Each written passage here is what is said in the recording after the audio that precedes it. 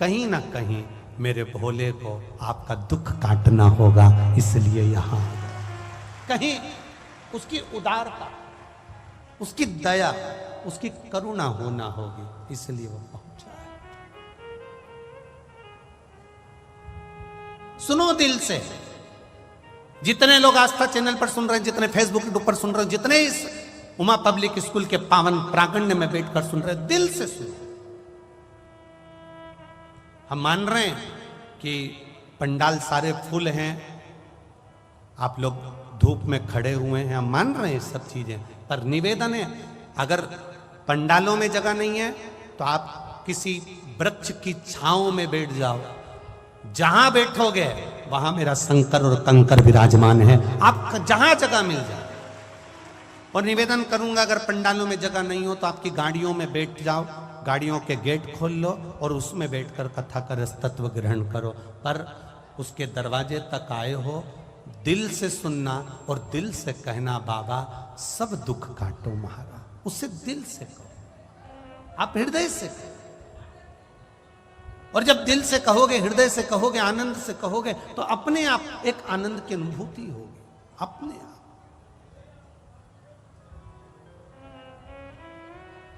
ये नवनिधि शिव महापुराण की कथा कर रही है कि जिसने विश्वास करा उसको शिव मिला, जिसने विश्वास करा उसको देवाधिदेव महादेव मिले, जिसने विश्वास करा मेरा शंकर, मेरा शंभू, मेरा ओघड़दानी, मेरा भोलेनाथ कभी यहां प्रकट नहीं होता है, कभी प्रकट नहीं होगा।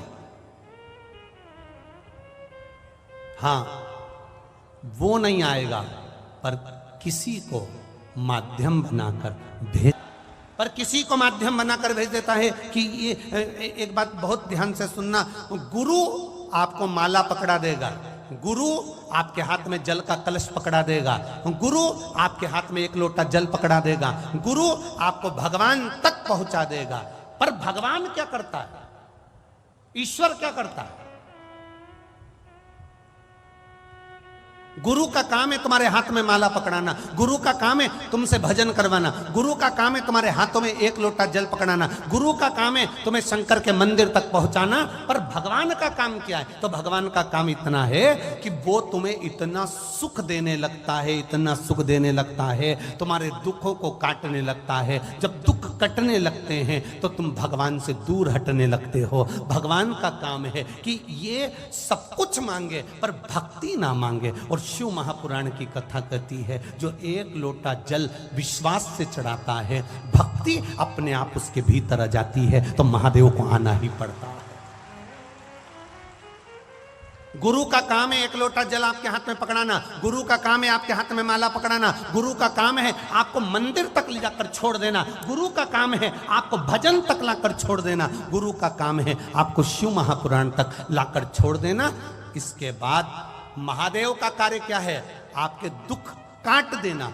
दुख कट जाएगा, आपका दुख कटा, फिर आप धीरे धीरे भगवान के मंदिर जाना छोड़ दोगे कि अब मेरा काम हो गया, अब बाद में चली जाऊंगी, अब मैंने पशुपति व्रत करा तो मेरा काम हो गया, अब मैं बाद में कर लूंगी। अब दुख कट गया तो आपने मंदिर, देवालय, तीर्थ, व्रत थोड़ा कम कर दिया। कम करा क्यों? तो महादेव से पूछा गया ऐसा क्यों करा? तो कि गुरु ने तो इसके हाथ में एक लोटा जल पकड़ाया था, माला पकड़ाई थी, भजन पकड़ाया था, ये ज्यादा रोज मेरे मंदिर में आकर सफाई करती रहती और जल चढ़ाती रहती और पूजन करती रहती और बेलपत्र, शमी पत्र समर्पित करती रहती। तो शंकर जी कहते हैं, फिर मुझे तुरंत हर बार ये बुलाती और मुझे दौड़ कर जाना पड़ता, इसलिए मैंने इसको थोड़ा सा मंदिर से, भजन से, कीर्तन से, शिव पुराण से दूर कर दिया। दूर करा तो ये अब मुझे भज नहीं पाएगी, भज नहीं पाएगी तो ये अपने दुखड़े खुद रोए, फिर ये मेरे करीब नहीं आए। अब करो भजन।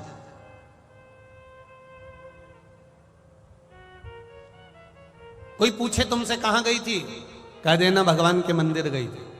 कोई पूछे कहां गई थी, तीर्थ करने गई थी। कोई पूछे कहां गई थी, अरे विचार तो करो। आज के जमाने में जहां जहां पर कोई बड़ा आयोजन होता है तो अलग से गाड़ियां भेजी जाती है। जरा विचार करना, अपनी बुद्धि में उतारना, जरा चित्त में उतारना। बड़ी बड़ी सिटियों में जब कार्यक्रम होता है, बड़े बड़े शहरों में जब कार्यक्रम होता है, कोई बड़ा आयोजन होता है, तो बसें लगवाई जाती है, गाड़ियां लगवाई जाती है। आप लोगों को अलग से भोजन के पैकेट दिए जाते हैं, अलग से तुम्हें इकट्ठा करा जाता है कि साहब ये कार्यक्रम है, तुम्हें आना पड़ेगा। खर्चा गाड़ी का उनका, बस का उनका, भोजन के पैकेट उनके। पर ये शिव महापुराण की कथा बड़ी विचित्र कथा है। ऑटो का पैसा भी तुमको देना है, बैठना भी तुमको है, और धूप में आना भी तुमको है, और भजन गाना भी तुमको है। कोई दूसरा नहीं करेगा, कोई दूसरा नहीं करेगा, करना आपको है। कितनी दूर दूर से आए हो। ये 11 नंबर सेक्टर, मेरा विश्वास कहता है 11 नंबर सेक्टर के तो यहां पर 10% ही भक्त होंगे। कितने लोग 11 नंबर सेक्टर के बैठे हैं? जरा हाथ उठाओ जरा। 11 नंबर सेक्टर के कितने लोग बैठे? अब जरा देखिए, 1 2 3 4 5 6 7 8। अब जितने लोग बाहर से आए जरा हाथ उठा लो। अब ये देखिए,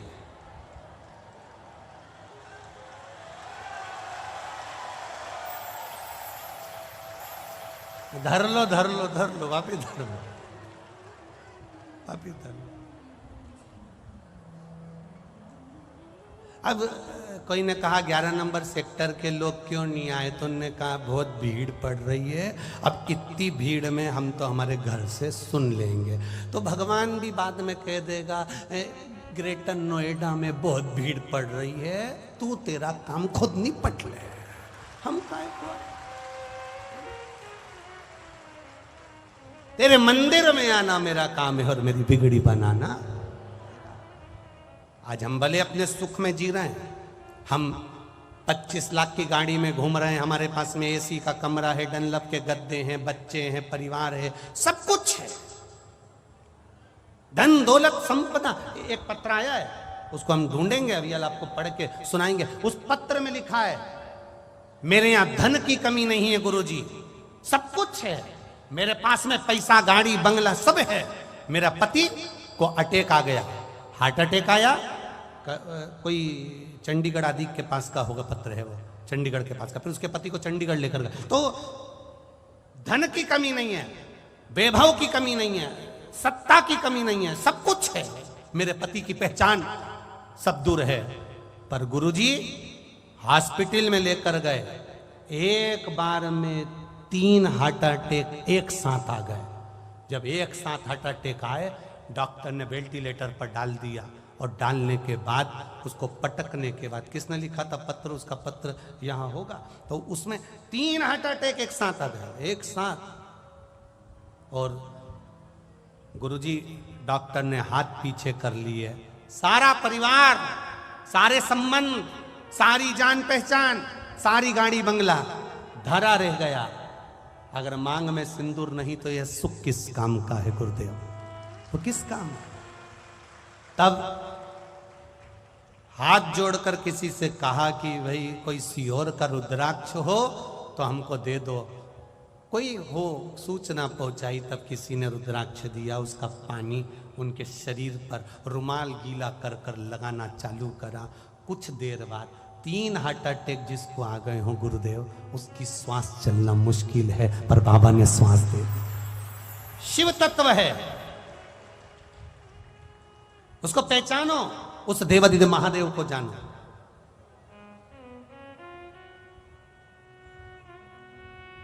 सब धरा रह जाता। अंत में डॉक्टर भी कह देते हैं कि अब हमारे हाथ में नहीं है, अब तो उसके हाथ में है। मतलब डॉक्टर को भी मालूम है कि एक ऑपरेशन करने वाला वहां बैठा हुआ है जो कुछ नहीं करता। केवल लोग कहते हैं ना कि तुम्हारा महादेव क्या करता है, हम कहते हैं कुछ नहीं करता। किसी पैसे वाले की पत्नी कथा सुनने आए और उसको कोई अच्छे पैसे वाले की पत्नी कथा सुनने आई, खूब अच्छे मिनिस्टर की पत्नी, खूब अच्छे अधिकारी की पत्नी कथा सुनने आए और उसको दरवाजे पर कोई रोक दे। तूने मुझे रोका कैसे? तू मुझे जानता नहीं है? हम नहीं जानते, अंदर नहीं जाने देंगे। बोल दिया ना एक बार, नहीं जाने देंगे तो नहीं जाने देंगे। तू मुझे जानता नहीं है, लगाऊं फोन? लगा ले। और उन्हें फोन लगाया और फोन लगा के जैसे ही दरवाजे के उस व्यक्ति को दिया, उन्होंने कहा मैडम हम समझ नहीं पाए, प्लीज कम, अंदर आ जाइए, आइए अंदर जाइए, बैठिए। उसने फोन लगाया तो लोग पूछते हैं ये महादेव करता क्या है? कुछ नहीं, आखिर एक लोटे जल में ऐसा क्या है? हम कहते कुछ नहीं। जब दुख की घड़ी आती है लोग एक लोटा जल लेकर महादेव के मंदिर में पहुंचते हैं। क्यों? यमराज से कहने के लिए लगाऊं फोन। और एक लोटा जल जैसे ही महादेव को चढ़ाने के लिए जाती है, महादेव समझ जाते हैं इसने फोन लगा दिया महादेव को। और महादेव को फोन पहुंच गया तो महादेव ने डमरू खड़काया, जोर वो आकर खड़ा हो जाता है। नवनिधि शिव महापुराण की कथा कर रही है, आपके भीतर का विश्वास जागृत करिए। जिस दिन आपके मन में आ गया कि एक लोटा जल चढ़ाने से होता क्या है, जिस दिन आपके भीतर आ गया कि एक बेलपत्र चढ़ाने से होता क्या है। किसी ने एक मैसेज करा था, उसमें लिखा था हमारे दिल्ली में ना तो समी का पत्ता मिल पाता है, ना बेलपत्र मिल पाता है, हम शंकर जी को क्या चढ़ाएं।